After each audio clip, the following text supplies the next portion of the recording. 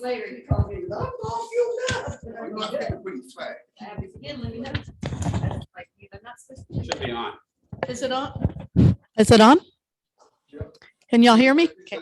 We can hear you. Everybody, please stand up for the Pledge of Allegiance. Mary can hear me. She's standing up. I pledge allegiance to the flag of the United States of America and to the republic which it stands, one nation, under God, indivisible, with liberty and justice for all. Then I have to introduce the prettiest president in Hillsborough County. She has to do the moment of silence by herself today. Oh, cool. I would like to take a moment of silence. A past president of the East Hillsborough Democratic Club did pass away. Mike Angel was very well loved and respected by all of us. He's a very good friend, and I want you to take a few moments to remember him as he was, and please pray for Angie.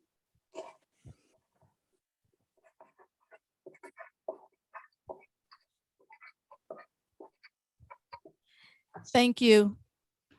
And I understand he is going to have, you can be seated. He's going to be having a memorial on May 1st.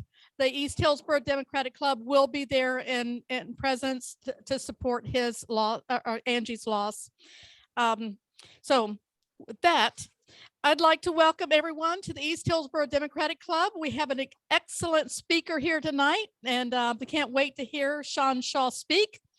And I want to introduce the board of directors. Can I start with the Zoom people? I know Mary's on there. Mary, can you wave? Did you see me? I can hear you, Mary. I'm not sure who else is on there. Nope, I don't see anybody else. Walt, can you wave to everybody? Walt? Emmett? Sergeant of Arms? Janet Nolan. I'm sorry, my mind is not, that's that glass of wine that I almost finished. Susan and Chris. Mm-hmm. All right, and I'm Donna Ford, president for now, hopefully not long. Okay, I do want to take a moment to thank all our callers. They called, all of you, and that takes a lot of time, and I appreciate it. Anybody who is on there that is calling, thank you so very much. And if you could move that more towards the center of the room, I am going to introduce our speaker, and I got to find his bio here because it was sent to me.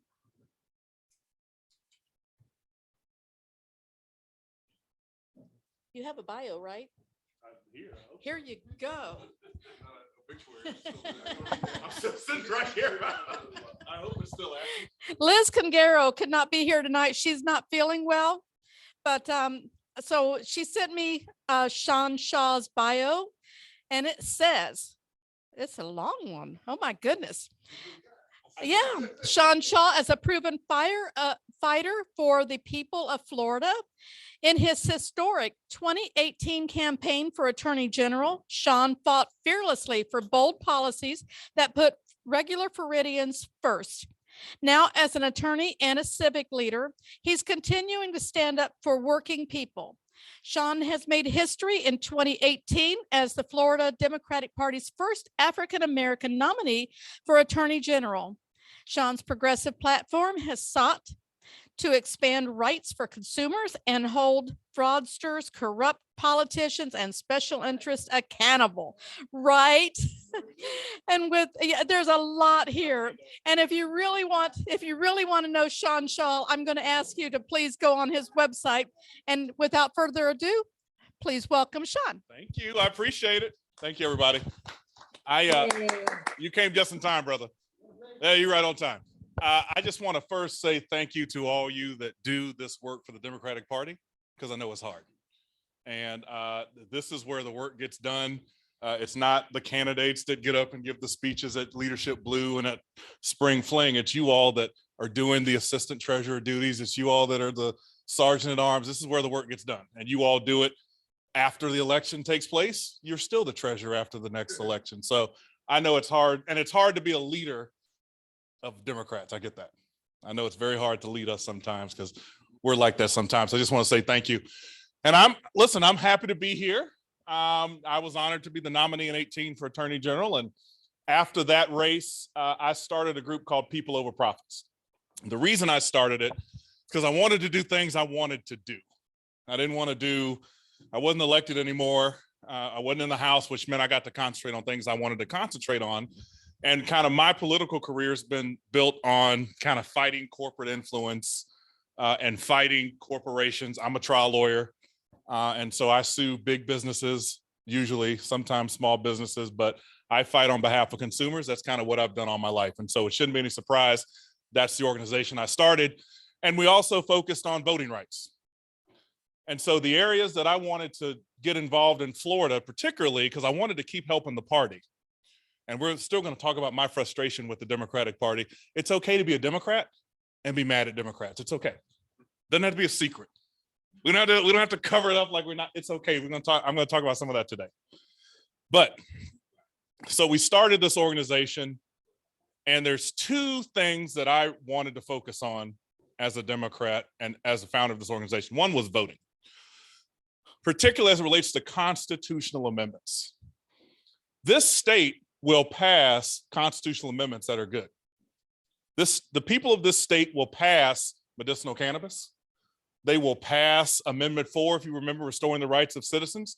They will pass they will do good policy and constitutional amendments, but they will also vote for candidates that are diametrically opposed to those exact same ideas. Minimum wage passed, right?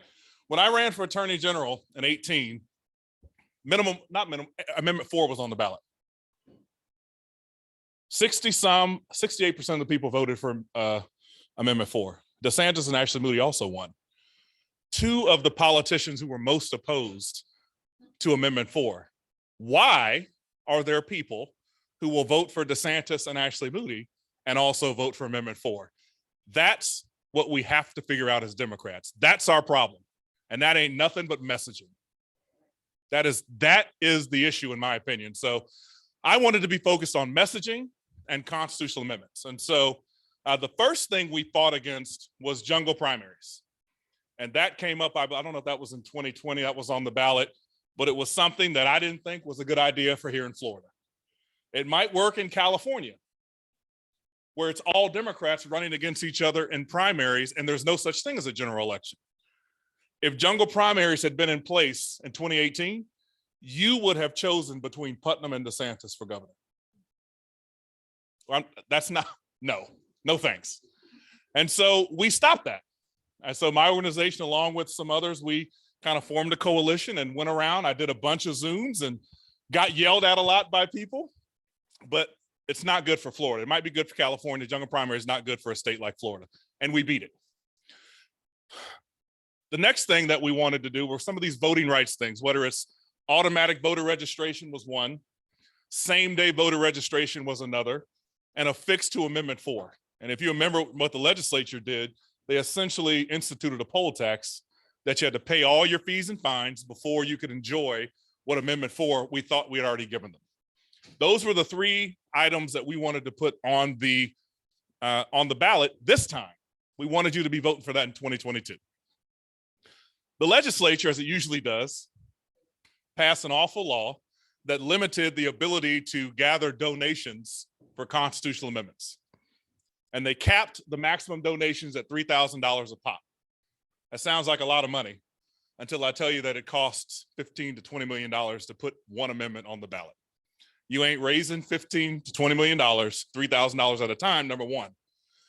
Number two, no candidate for statewide office limits their contributions to $3,000, including the one that's standing before you. We all have PACs that take unlimited contributions, and we all have campaigns that take $3,000 at a time. You're not winning a statewide election and raising the money required $3,000 at a time. You're just not. So we sued to invalidate this law because it was a bad law, it was unconstitutional. And eventually the ACLU and I and others invalidated the law, but by that time, too much time had passed. and we couldn't get the signatures and we couldn't do what was needed to get on the 2022 ballot. So we're working to get on the 24 ballot. These things are important. I'll tell you, they're all polling above 60% too. That means a lot of Republicans believe in automatic voter registration, which means if you interact with the DMV, you're automatically registered to vote unless you affirmatively opt out. The law right now is you have to affirmatively opt in if you interact with the DMV. So if you want to change your address, if you're a new voter, if you're renewing any of those interactions, if you're not already registered to vote under what I'm proposing, you would be automatically registered to vote. Same day voter registration above 60%, Amendment 4 fix above 60%. So all these things I'm telling you, they poll well, and I think it makes my point that we got a messaging problem. All these things are above 60%, and we still have a governor who is against all of that.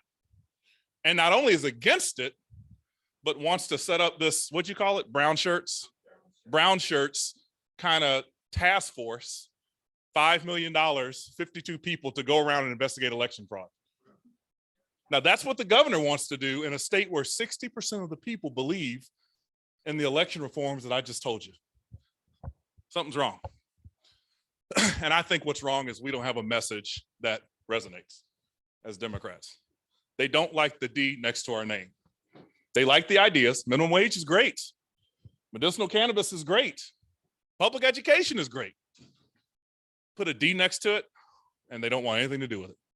And we've got to figure that out. And so the other thing I wanted to do was help with some messaging issues. So I'm actually the chairman of the board now of a group that's called Florida Watch, which is essentially the communications hub of the Democratic Party here in Florida, which means that we do a lot of polling and a lot of data to figure out what drives people to vote. And notice I didn't say what are important to people, because those two things are not the same. You did a poll of everyone in this bowling alley. I guarantee you the top 3 issues would be healthcare, education, and climate. That's what they always are. But no one votes on those issues. It's just the issues that everyone says are important to them. It's just the issues everyone feels good about. What drives people to vote are what we need to concentrate on. And I'm convinced those are money issues. Those are taxation issues. The people that are moving to this state are Midwestern retirees who are escaping high taxes. Take a wild guess who they're voting for and who they're scared of. We got to talk to them. And we have to tell them why, if you give us the keys to the kingdom, why we're going to be responsible stewards of the money, why when Democrats are in charge, the economy is always better, why here in Florida particularly, we invest in things that have a good rate of return, public education, higher education, those types of things that are good for everybody. Those are the types of things we need to be talking about. DeSantis and his constant focus on social issues, you know what that's about, because that's what their party thrives on, grievance. They always pissed off at somebody, and it's usually somebody brown. They mad at somebody for taking their, excuse my language, taking their shit. They mad at someone taking their stuff. I don't have a good job because minority over here. I don't want my kids doing it because minority over here. That gets people revved up and mad. But that's not what we ought to be talking about, in my opinion. You should be talking about why Florida is the most expensive state to live in, and why for the last 25 years they've been in power. They've run it into the ground. Our public education system is awful. Our infrastructure is awful. Affordable housing is expensive to live in any major city here in Florida. You pay more in property insurance than anywhere in the country. Your utility bills are out of control. Democrats have been out of power a long time. You can blame a lot on us. That ain't us. It's been a long time since Lawton Childs was in the governor's mansion. That is not us. That's, in my opinion, what these social issues are meant to keep us from talking about. Because while we're talking about critical race theory, I'm not talking about all those other things I was just talking about. And that's what DeSantis is really good at. And not just DeSantis, the Republican Party, but that's what he's doing. That's what all this obnoxious stuff is about. It's one, for his primary voters, but it's two, so we're not talking about why Florida's in such bad shape. So I'm doing a lot of work in this messaging, trying to, through data, figure out what the message is that moves people to vote. And two, get us all singing from the same hymnal. Democrats don't do that very well at all. And once we figure out what the words are that move people, and once we figure out what the message is, we got to have everybody talking about it. You have all watched news on Sunday and seen Republicans on show after show after show say the same thing over and over and over and over. We got to do that too. We just got to have a message that resonates and pierces and that we all use. And so that's what I've been up to. And listen, it is frustrating not only being a Florida Democrat these days, but being a Democrat. I understand that. I'm very frustrated. But my side is better than their side every day of the week, including on their Sunday best. And that's what keeps me at this. And so I have much more in common, even with Joe Manchin, than I do with some fool that thinks Joe Biden is not the duly elected president of the United States and the January 6th was just political discourse. Even though I can't stand him, I have more in common with him than the other side. And so we've got to remember our coalition, remember we're the big tent party, but also remember that we're fighting for ideas that more people believe in than their side. More people believe in the ideas that give us animation than theirs. More people believe in love than hate. More people believe in light than dark. And we just got to give them that hope and that light and that love. And we got to work on that because I think we're getting a little shrill these days as Democrats. And I don't mean not be aggressive. And I don't mean not fight for our ideas, but we need to be an alternative. And particularly in Florida, the people of this state deserve a Democratic Party that has our shit together. They deserve it. This isn't just so we can win elections and be Democrats. That mother who has a kid that can't send them to a private school, that lives in a side of town that doesn't have a good school, they deserve us to have our shit together so that school can be funded. And right now, we don't have it together like we need to. And yeah, it's about winning elections, but it's also about making sure Floridians have good government. And they don't right now because we don't have our shit together. And we allow the other side to run roughshod and we don't have a cohesive message to fight back on it.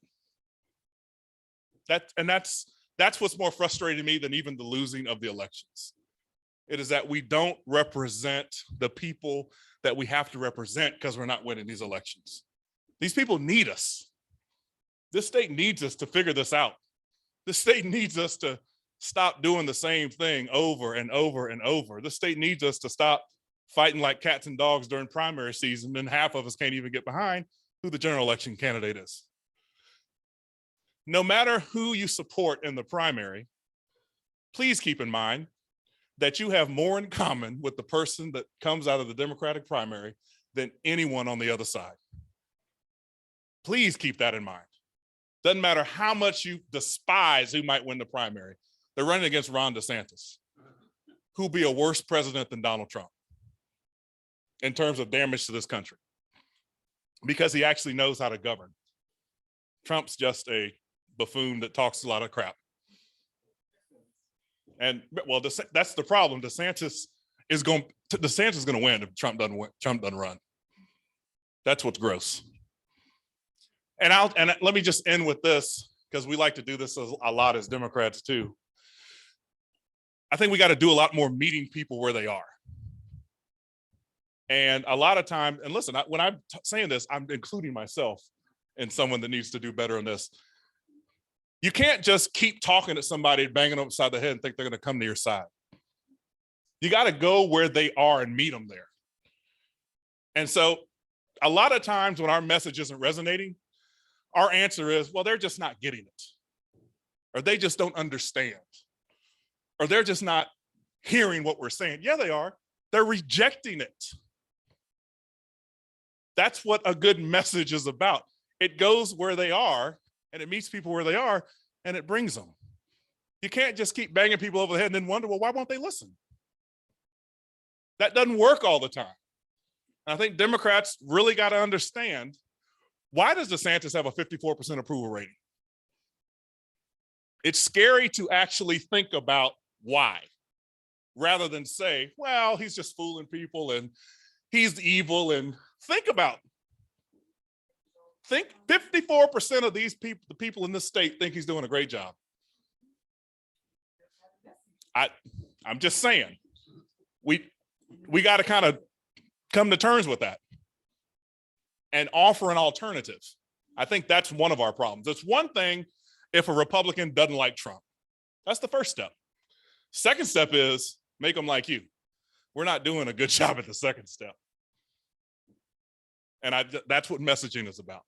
And we got to meet people where they are. There's no excuse for us to lose the working class Americans, middle class people, how we are. No excuse for that, other than we allow them to paint us as weird. All we want to talk about is weird stuff, and they paint us as weird. We got to talk about things that most people, freedom, justice, the ability to have a successful job and work your way up. Everyone hates the rich person that has their boot on your neck. That's what we got. We got to talk about class issues and issues about how rich corporations and rich people are. Talk about that kind of stuff. That resonates with working class people. So we're working on it. There's polling being done. Everyone always asks me what's the message and what we're doing. We're working on it. There's polling being done on it. I want you to tell you there's hope there, but we got to be realistic about this. We got to not be Pollyanna about what this midterm is going to be. And as an African-American, Democratic Party got some work to do to get on my good side. And I'm just telling you that. I remember what the Georgia runoff elections were sold to me as. They were sold to me as if you get us control of the Senate and if you vote for Warnock and Ossoff, you're going to get George Floyd Act, you're going to get voting rights reform, and you're going to get higher education relief. Now we're 0 for 3. When I go to the barbershop, I don't have a good reception with everybody in there. That's my focus group when I go to the barbershop. And then y'all know what I'm talking about. And I'm a Democrat. They know who I am and what I do. What happened, Brother Shaw? You told us that, yeah, we got a tough road ahead. It's not unsurmountable, but no one made Biden promise those things. He did. And now when you go back to those Black women in Georgia that won that race, and when you go back to the outskirts of Atlanta, and you go to those Black churches where you got people to do stuff, you're gonna have a mighty tough reception. And they don't wanna hear Manchin's name. They don't wanna hear Sinema's name, because in Black people's eyes, it's always something. There's always something, whether it's the filibuster, whether it's always some reason where we don't necessarily get what we're promised during election time. And we got to be honest about these things. These things are, our coalition is fragile and we can't act like it doesn't exist. You can get over it, but you're not gonna get over it if you just ignore it and then go to say, hey, if you're a good Democrat, you need to do X, Y, Z. That's not how you're gonna get over it. But we got to be realistic about these things and work at it and understand that just talking junk about them isn't a message. Just talking about Donald Trump being awful isn't the message. Just talking about Ron DeSantis being awful isn't the message. The message is, what are you doing for people? What are you doing for people when they sit at that table and they're balancing the checkbook? What we're always talking about. What are you doing? How's their life going to get better if we're in charge? And we got to do a lot more of that. Listen, DeSantis and Trump suck. Fine. We all agree on that. That's beside the point. When that person's in the ballot, they want to know if they vote for us that stuff's going to get better. And I'm not sure we're there yet. So we're working on it. So with that positive message, here we are. But I'm happy to answer questions. I just want to make sure we're realistic about this. But we're working on messaging. Yes, sir. Yes,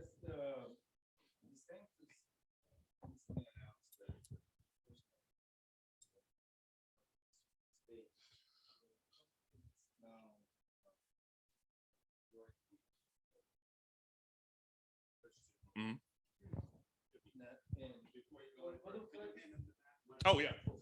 Oh, I'm sorry. Can you hear me? You gotta get the mic. Hi. I'm sorry. Hey, Zoom. Can you hear me? Zoom people can hear me? Okay. All right, good. All right, thanks. My question is that DeSantis just recently announced that the Republican Party has now gotten the majority of registered voters in the state of Florida. I just recently saw a report on CNN where private groups on behalf of the RNC illegally went and helped targeted non-English speaking residents in the state of Florida and got them to think they needed to update their voter registration. And in turn, these people changed their registration from Democrat, and these were traditional registered Democrats. Their registration has now been changed to Republican. What are we doing about that? I heard nothing about what's being done to correct that. You're being hard on me, brother. I'm not elected anymore. I'm just up here hanging out. But no, I hear you. I hear you. I'm playing, man. So number one, so there is certainly an effort to fix the registration problem, right? So there's a lot of money and resources being dedicated to fix the registration gap. One. Two, I'm not hearing a lot about who's investigating what's going on down there either.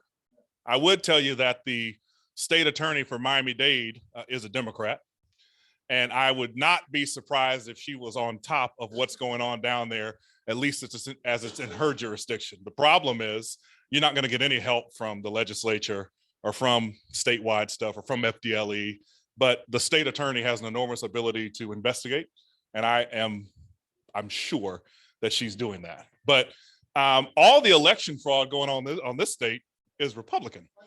The villages, the villages and Miami-Dade and all that stuff. Imagine if what they were doing in the villages was happening, in East Tampa. FDLE would set up a mobile unit down here. Like, we all know what's going on here, but it's one thing to know what's going on, it's two to do something about it. And I hear you. You mentioned also, I'm sorry. You also mentioned, we were talking about messaging. These people who vote for Donald Trump or whomever, they know exactly what's going on. Why aren't we holding people accountable? I think that is the message that we need to get. I think we have to legally hold people accountable for breaking the law. Democrats have a tendency to give Republicans a pass. We don't press it. And that's what people want to hear. They want to know that the people they're voting for, prove it to me. They're not good people, but we don't do that. Well, that's not messaging. That is doing what you're supposed to do when you have the majority. And when I told you up here that I was frustrated, that's one of the points that I'm frustrated about. If you control the House, the Senate, and the White House, and you can't investigate January 6th better than being done, if Merrick Garland can't find somebody to throw in jail about something, and Donald Trump has said, if he's elected, he will pardon everyone having to do with January 6th. And we're sitting around here, can't do nothing, writing, legal treaties about it and footnotes and law review articles. Like, it's infuriating to me. If Democrats had stormed the Capitol, killed a law enforcement officer, smeared fierce feces on the wall, and then ran out, what do you think would have happened?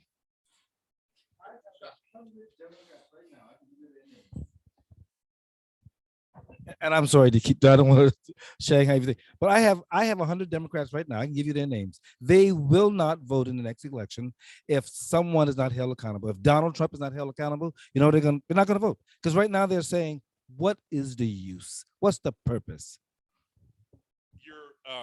You sound like a lot of people in the barbershop that say the same thing to me. Sean, what's the point? Why do I care who is in control of the Senate?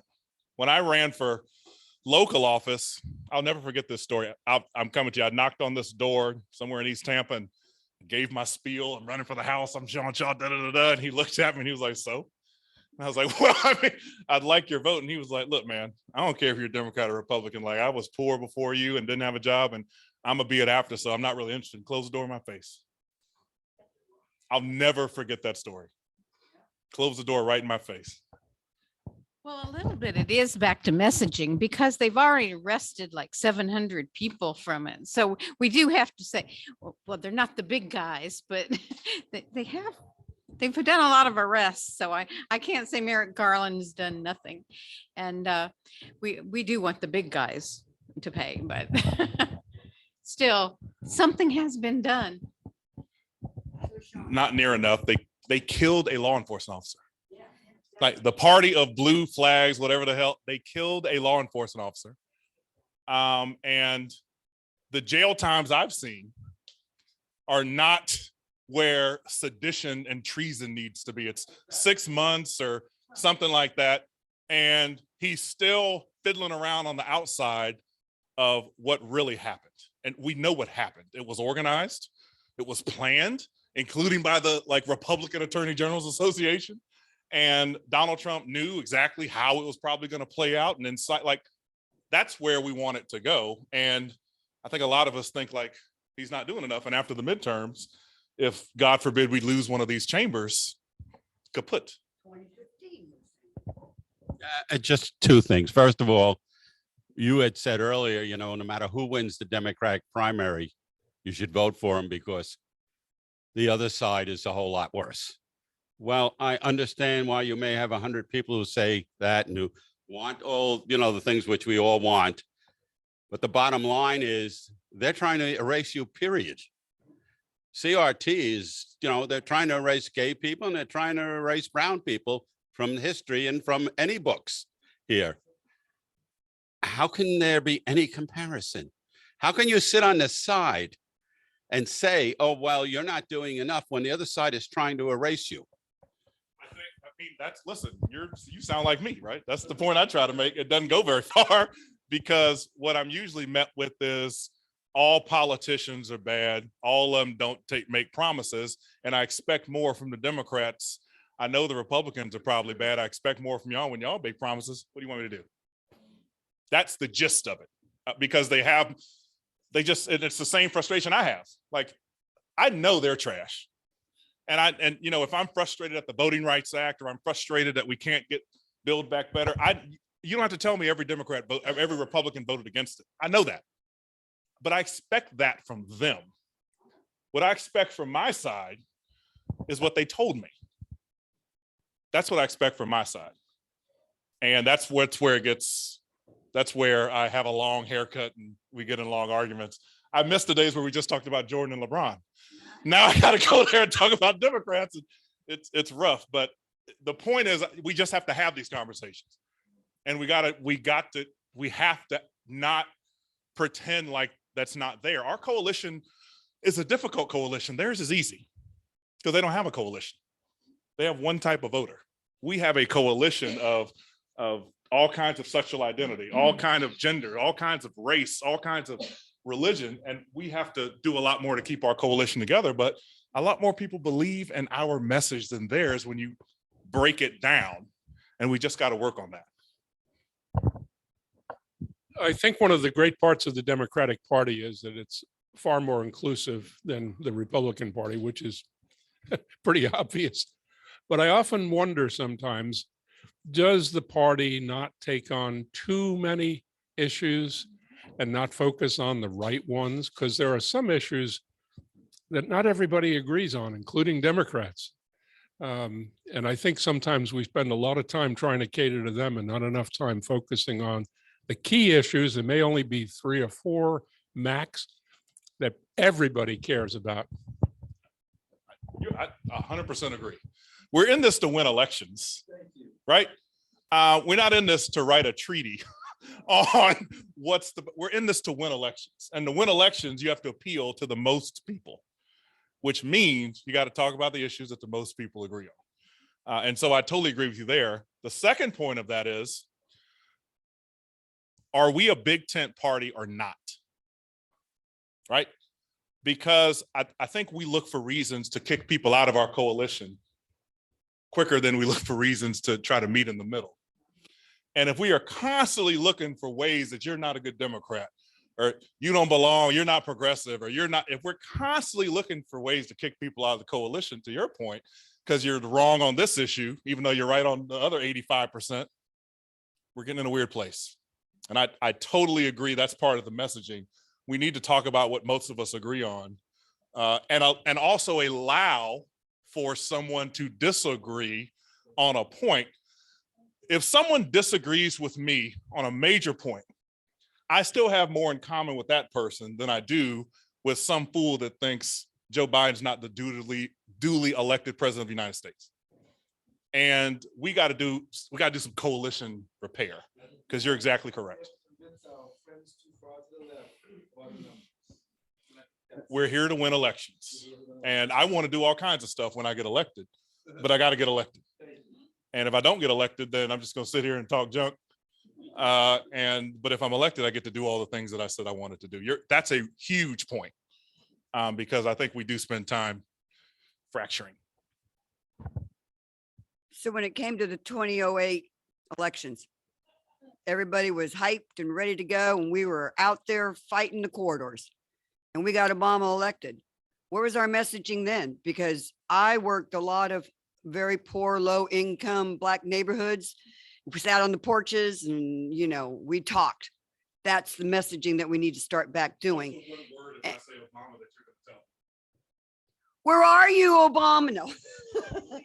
Yeah. Change. The word is hope. Hope. Yep. Change is hope, That's an inspirational but- message, and it's a message that.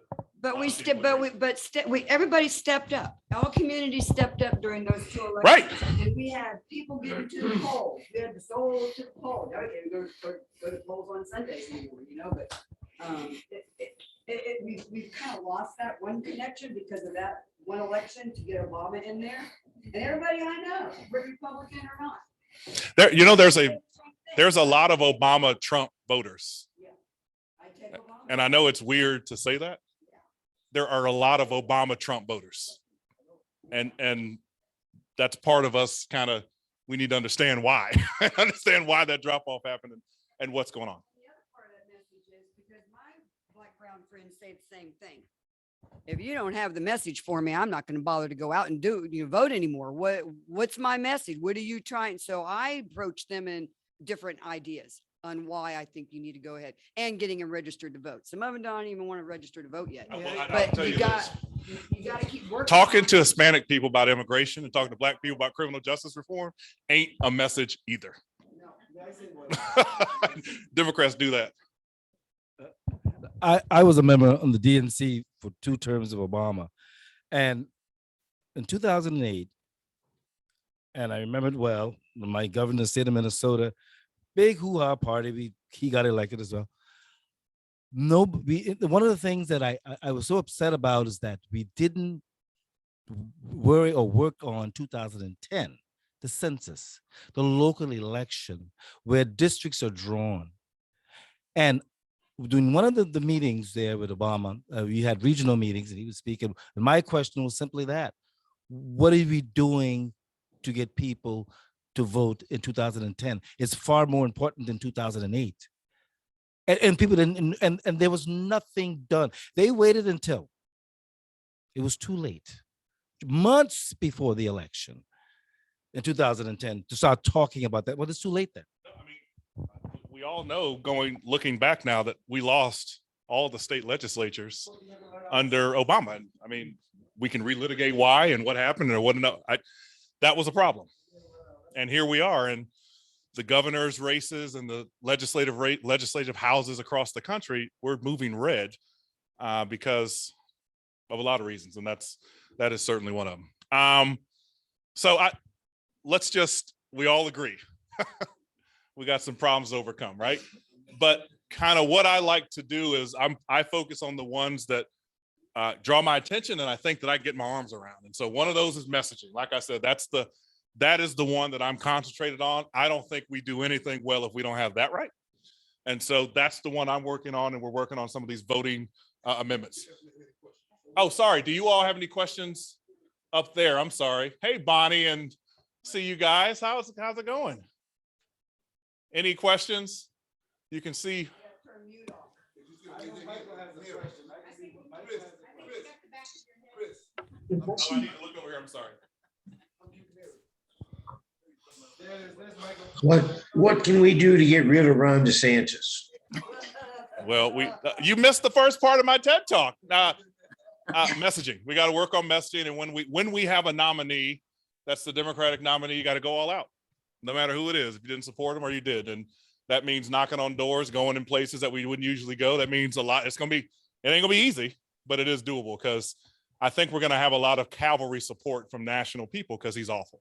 And I think the country knows that the only way to get to him is in this governor's race. Tell Michael he needs to sit on his doorstep. Anything else? Mary. Yes, hi, Sean. Hey, I was hoping that you were going to announce that you're running for some office. that's very nice, very, very kind of all you all. I will let me be candid. So there is a possibility in redistricting. There is a congressional seat being drawn in this area. And if it is drawn in the way that the Senate proposes, which is a D+8 seat, I will likely run for that. But that's a big if. I coulda, woulda, shoulda. So if that happens, I'll run for that. If not, then I'll keep fishing and working on messaging. I want you to run for governor. Listen, I want to run for governor too when I can win. And we got to set this. We got some infrastructure we got to fix. You can't reap the crops until you do the right thing and plant the soil and water it and do it and have the right sunlight. And I'm trying to do some things to make sure we got the right water and right soil and right sunlight, because we got a long way to go, but that's kind of the things I'm working on now. Plus I'm fishing. All right, we'll be behind you. Thank you. I appreciate it. That was a nice question. I didn't even plan it. Cha-cha.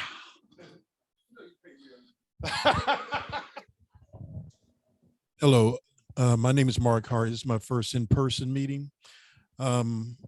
I did the Florida Rising Run the Lobby today, where we call legislators or email them. I'm a member of this organization. I'm a member of tomorrow's Hillsborough Democratic Committee meeting and Plant City area Democrats. I'm a veteran, a DAV. And what I'm sometimes seeing is that we have, of course, a lot of, we have a big tent, Democrats, and you say message, and how we organize the message and get it down to everybody so they can do the same thing the Republicans do on Sunday and repeat it to everybody. Like you say, we can't, I got friends in New Jersey who he may have stage 2 cancer, but he didn't want to take the COVID test. the COVID shot. He finally took the COVID shot, and around the same time, I think that's when he found out. And then now when I say, so he's telling me all the different things he has to do for preparation for the, his health care. And I say to him, so now you believe in science now, huh? Oh, well, I don't know, And so, like you said, you can't argue with all of them about all of those things, but, just like HOPE does, Hillsborough Organization Progress and Equality, they have maybe 3 platforms. So, we got to, this is February and we're talking about the midterms. So we need, 2 or 3, hard hit, and then I just think we need to rebut, you got to have data, because, the governor can go around and do all of these, news conference or whatever and say, I'm spending money to doing this, but what didn't you spend money on, we got to have some contrast. No, I agree. When I was in the legislature, I was very frustrated that all we did was sit around and give press conferences about what we didn't like they were doing. And I always thought we needed to propose a budget. And I know that's a lot of work, but propose a budget. This is the Democratic budget. And this is what we would do if we were in charge. And this is how much money would go to transportation, Department of Correct. That's important. Negative message ain't a message. And I thought that was very important, that we have a contrast. And as it relates to the talking points, the organization I mentioned I'm a part of, we distribute talking points to the electeds here in Florida. And I'm starting to see that they're using some of the same words. And that didn't happen when I was in the legislature. We all did whatever we thought.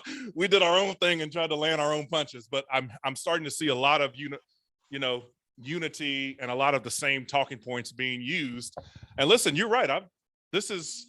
I've been on these commissions to determine what went wrong for 10 years. And we've been talking about messaging for that long. I hear you. I hear you. I can do what I can do, and it's messaging, and I get my arms around what I'm doing right now, and some of these voting things on constitutional amendments. That's what I'm working on. But you, if you don't have a message, nothing else matters. And how we message. And who we message to. Yeah. Oh, yes. Read on mute. Hello? Can you hear me? You win the Okay. best background award, dude. All right, yeah, well, it ain't over, and that's why I'm wearing the hat. It never was over. Look, your comment about you need a message. Well, I'll only point out that both in 2020 for Trump and Mitch McConnell's made it clear for this November 2022, there is no message, there is no program, there is no platform. It's all going to be negative about Biden and inflation and the pandemic. And they seem perfectly happy to do that. And they drive it home, and they drive it home relentlessly. And my one fear for Biden has been realized, and he's even figured it out just a few weeks ago. He said, you know, my first year, I had no idea how hard they'd worked just to make sure I couldn't get anything done. Well, where you been, man? You were Vice President or Obama when that's the whole point of the, after, as you say, 2010, was just to oppose everything no matter what. So I'm not sure I have a particular point here other than I respect Mitch McConnell because he's ruthless. I hate his tactics. I hate his goals. But one thing I'll give him is the guy goes pedal to the metal and doesn't look back. And you were kind of saying the same thing about us, and in particular with January 6th and Merrick Garland is, you know, Biden and Garland, they don't want to put the pedal to the metal. I would argue Mitch McConnell's message is overturn Roe v. Wade, and he's done it. So I would say they do have messages, and it's not just their messages are based on things that ours aren't based on. They do have a message, and they get the difference is they're unanimous and they get their message done.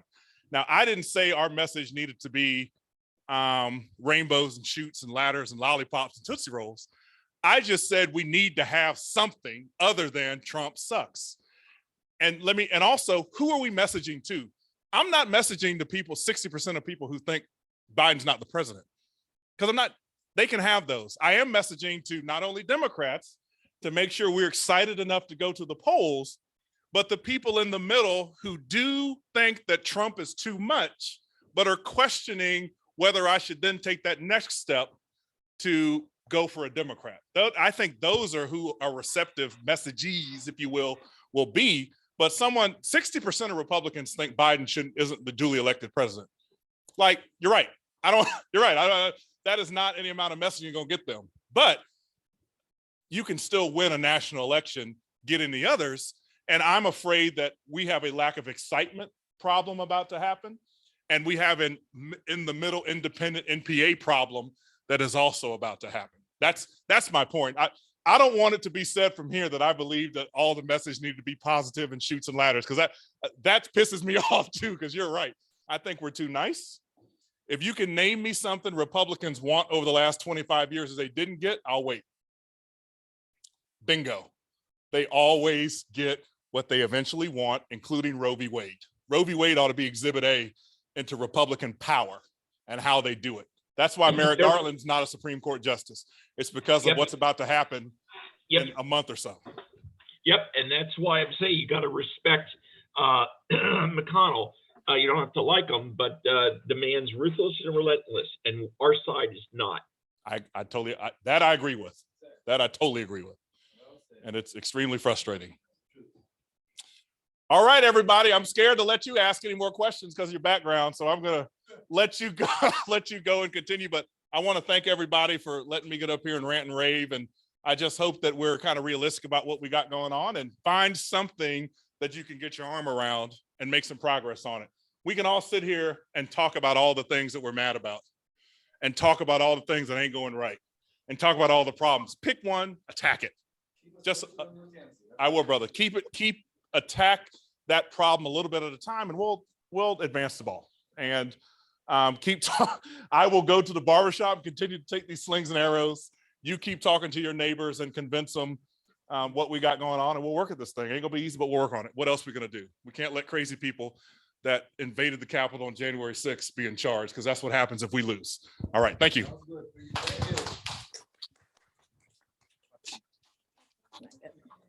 Thank you, Sean. That was awesome, as I knew it would be. Yeah, you're okay. You're okay. Thank you. Thank you for coming. So that was awesome. And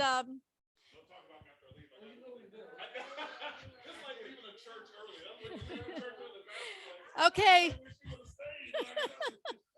Sean Shaw's campaign committee is starting now.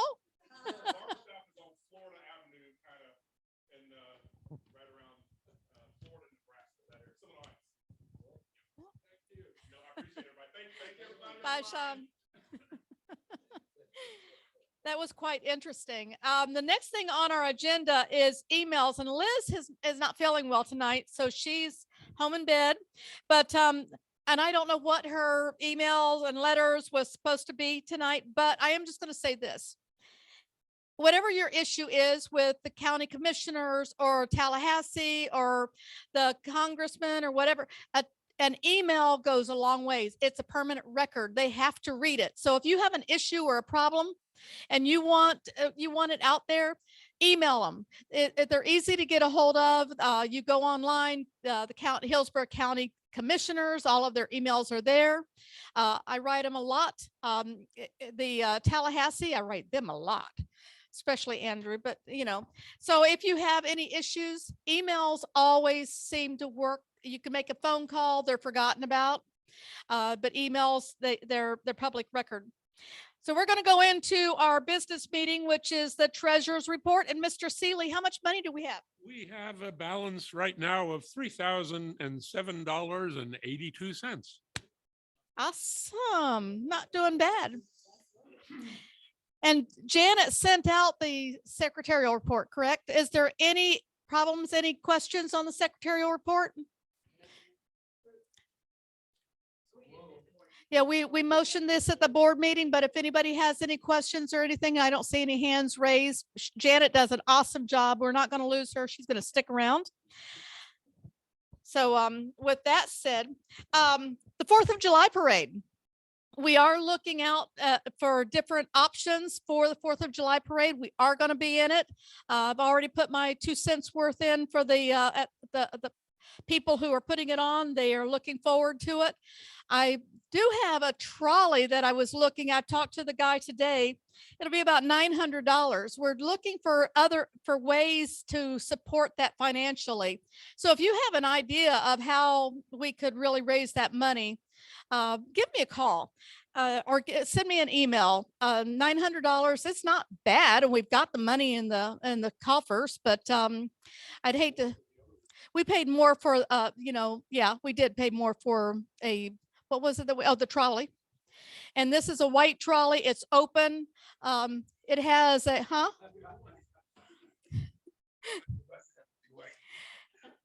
do you mean, why does it have? This is not a white and black issue. Stop it. We're not going there. Yeah. Oh, let me turn my back on Emmett. No, but it's we can put our banners on there and invite people, and it's got a section in the back where we could have a band or something. But if you have an idea of what we could do with that, please. My email is really easy. It's Donna4 and the number 4@gmail.com.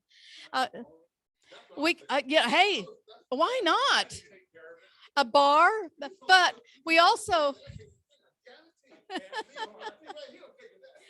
I'm getting everybody excited in here. Sure. I think at each meeting, just to help out on that parade, just have a basket to say this is special fund for the parade, and have people give extra money. It saves a lot of time because fundraising committees, and every meeting just have a basket there. And you just announce it every time so people can know. I think it'll help. And on, An online auction, that would work too. That would work. Absolutely. Which brings me to the next thing. We need candy. So start saving, when you go to the grocery store, buy that bag of candy because, we'll have to give away 1,000 pieces, 2,000 pieces of candy. So, non-melting candy. The best thing to give away is those dumb, little lollipops. Yeah. Tootsie Rolls, they melt. Tootsie Rolls melt. Oh yeah. And trust me, 4th of July, it's like 150 degrees out there. It's grueling, but yeah, I am looking forward to it. I love the 4th of July parade. The Brandons, it's the Brandons. And we'll invite all of the candidates, any elected officials, anybody who doesn't have a spot in the parade. They are more than welcome to come and walk with us. So and we do that everything. Last time we had Gwen Graham came and did cartwheels all the way down the parade route, a mile of cartwheels. It was a lot of fun. So anyway, now I'm going to invite Vicki Lowry up here. She's taking on the elections because next month we will have elections for the club. Vicki, your turn.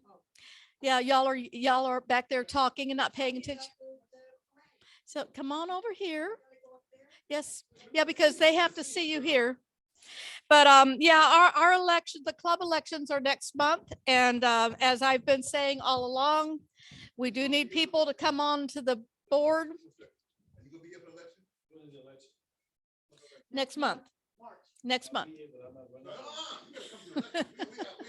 But anyway, I'm going to hand it over to Vicki because she is, shush, these members.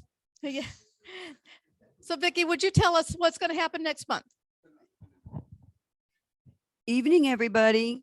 I don't see any. Okay. Hey, Mary.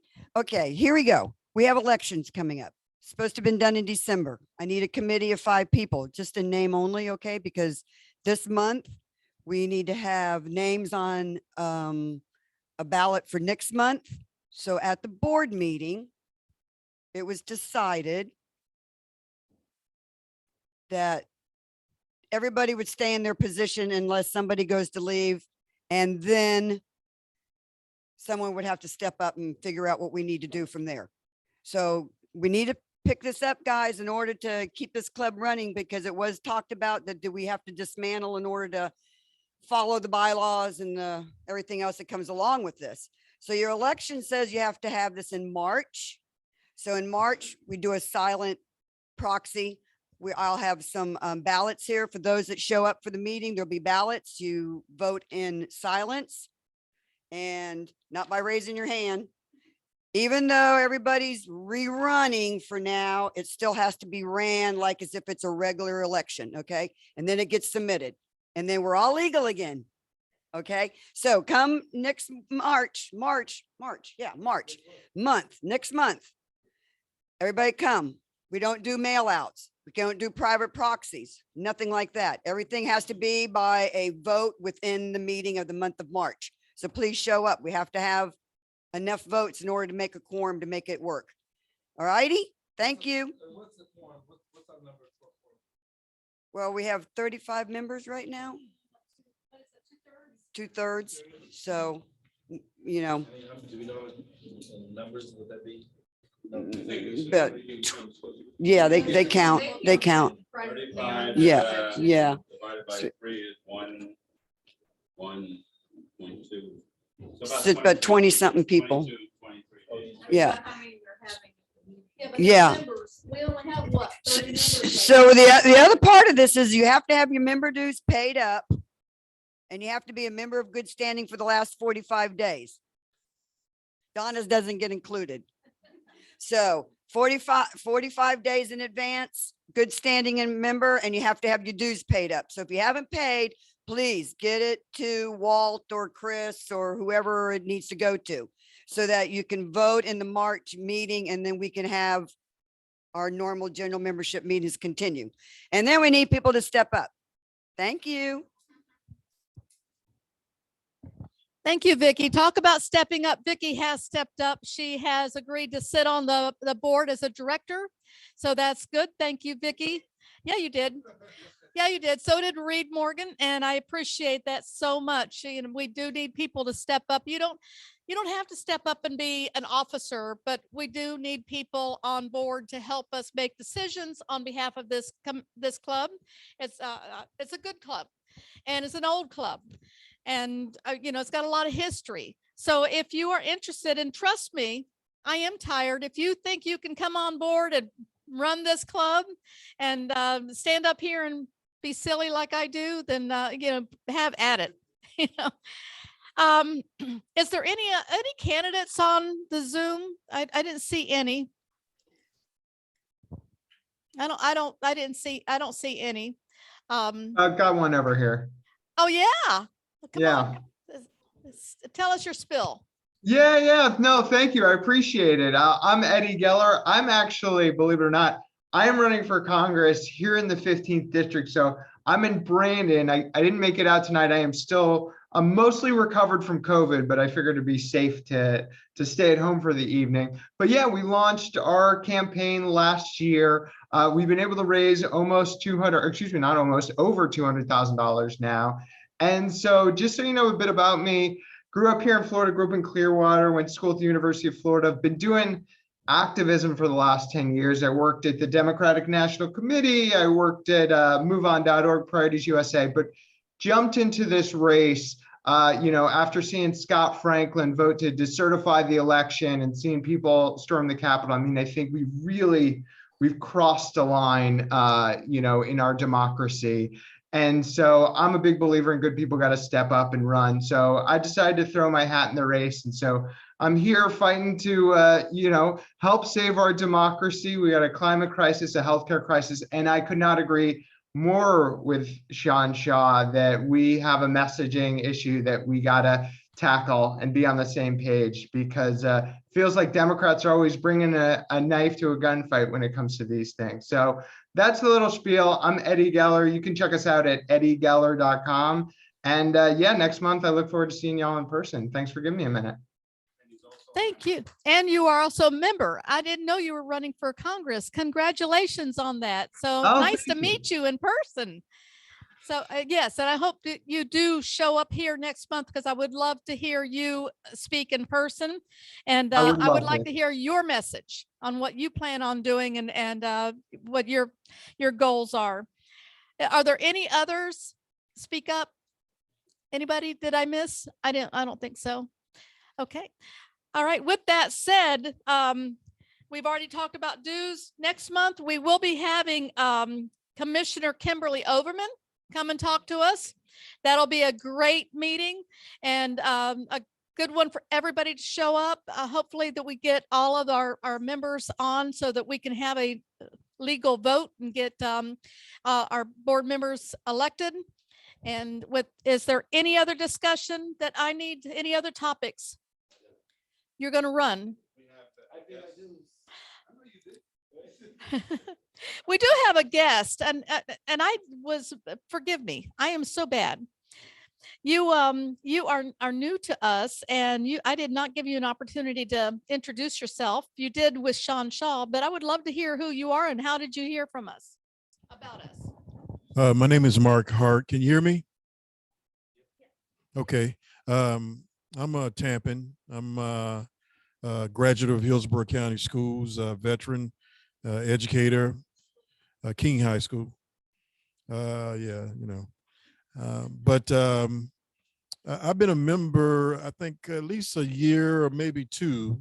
And I want to verify that you got my most recent dues through PayPal. So, but nevertheless, I'm very active in, social issues or just being a public servant. I'm also on the Diversity Advisory Council for the Board of County Commissioners. So we had our first meeting last week on Wednesday. So I just try to stay active, and I'm engaged in voter registration and getting people out there. I thought I recognized your name, but it's the first time I've ever met you. So good. I'm glad you're here. I'm glad I got to meet you in person. Vicki. I want to say TV. I saw Eastern Democratic Club Tuesday on TV. Thank you, Mary. Wonderful. Thank you. I'm glad to hear that, when you see something like that, makes me happy that my job got done. Yep. Actually, my mom noticed it.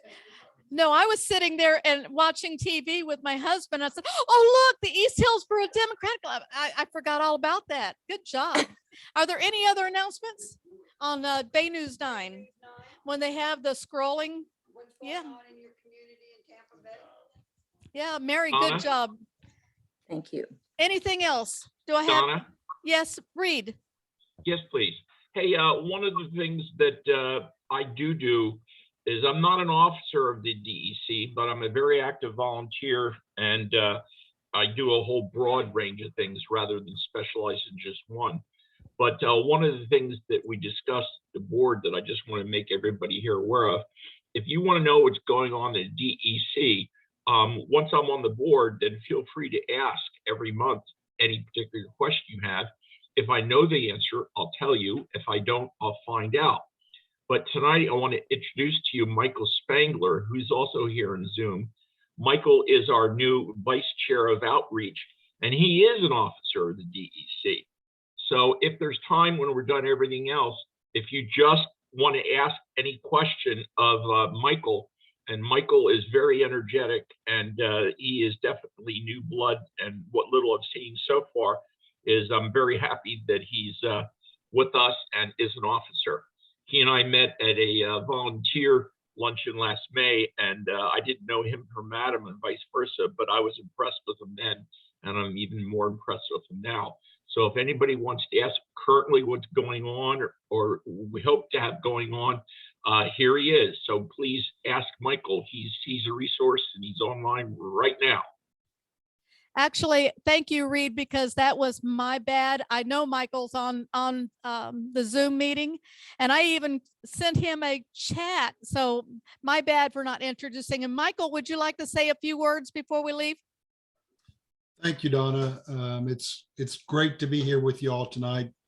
It's amazing to be around other Democrats and listen to all of the things that we find important. And wasn't Sean Shaw amazing tonight?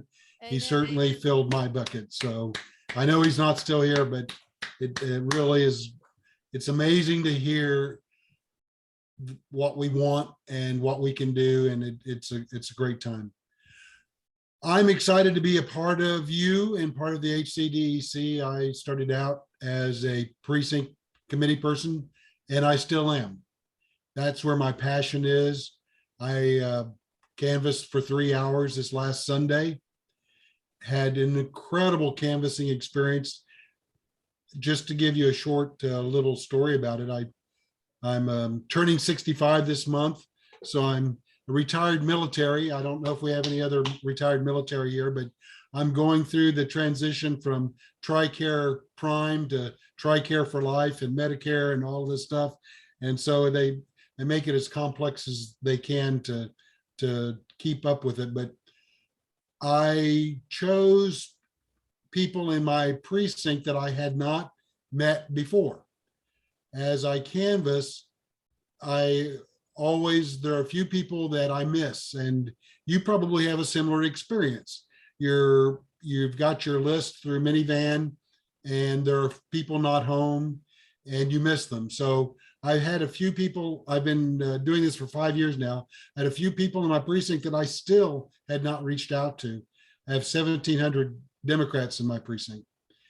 And I was able to reach 2/3 of them this last weekend. So it was an amazing time and some amazing people. And what I really want to encourage you, and this is where my passion is, Sean Shaw told you why it's important this year that we elect Democrats. And thank you, Eddie, for running. We've got to support our candidates. We've got to support everyone who is interested in speaking for us. And we are depending on every one of you as volunteers to get out and support our efforts to elect people. We have some good candidates this year. our precincts need to hear that. And I have always of the opinion that if we can get Democrats to vote and all of them to vote, we can win. And I'm excited to see Donna leading the club with volunteer activities, your activities in the parade in July. I know that's a tough time to be active with the Florida heat. I know that's the toughest time that I find that I want to canvass. I get everything set up and look at 2 o'clock on Sunday afternoon and go, oh, it's 104 degrees. And that's hard. It's worth it. We know what's at stake. And thank you for having people here to help us with education and learn what's at stake. And if you have anything you need from me, I put my name and home phone number and my email address in the chat. I'm here to represent you. That's my mission in life. And I am here to make sure that the East Hillsborough County Democratic Club is successful and you have what it takes. And in closing, I just want to thank all of you for supporting the Kennedy King Gala. Fundraising, as I heard someone there in the room mention a moment ago, is crucial to our success, whether it's fundraising for our trolley, whether it's fundraising at the spring fling in April. And I ask that y'all have a great time with us in April at the Sail Plaza there at the Convention Center in downtown Tampa. It's going to be a blast on the water. April's a beautiful month in Florida.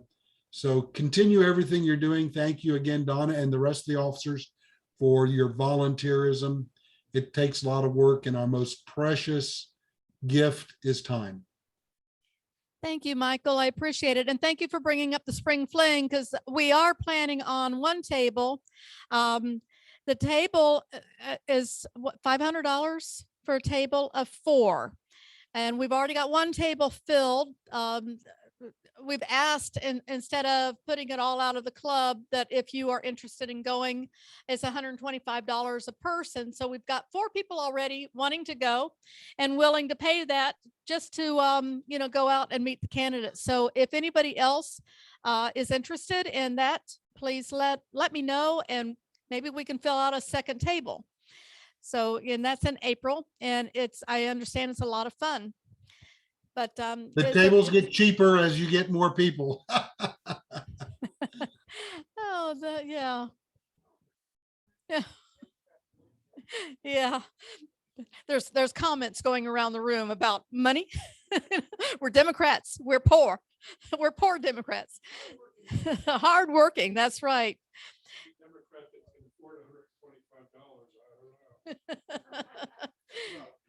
Yeah. So is there anything else? Are there any hands raised up there? Anybody have anything else they want to add before we adjourn the meeting? No? No? Nice seeing you, Bonnie and Mike. And Eddie, I hope you come in person next month so that we can meet you and get to know you a little bit better, because we have to support our Democrats. I will be there. Great, great. Bowling alley, BCB, Palm River Road, 6:30. Okay. Sounds great. I didn't quite hear correctly. What seat is Sean going to be running? He's not running yet. Yeah. If the maps, it's all up to the maps right now in the Senate race. Senate. Yeah, it's a Senate race. Yes. Yeah. So yeah, their maps haven't been passed yet. So that's what he was talking about. So, and right now it's still up in the air. I agree. Sean Shaw was an awesome representative for us, and he would make it even better. At least I understand. He talks a language we all understand. So if there is nothing else, I'm going to adjourn the meeting. Hope to see you all back here, and have questions for the commissioner, whatever her name is, Kimberly Overman. Yes, I have questions for her. So I'll see you all next month. Thank you. Thank you very much. Thank you, everyone. Donna. Bye, everybody.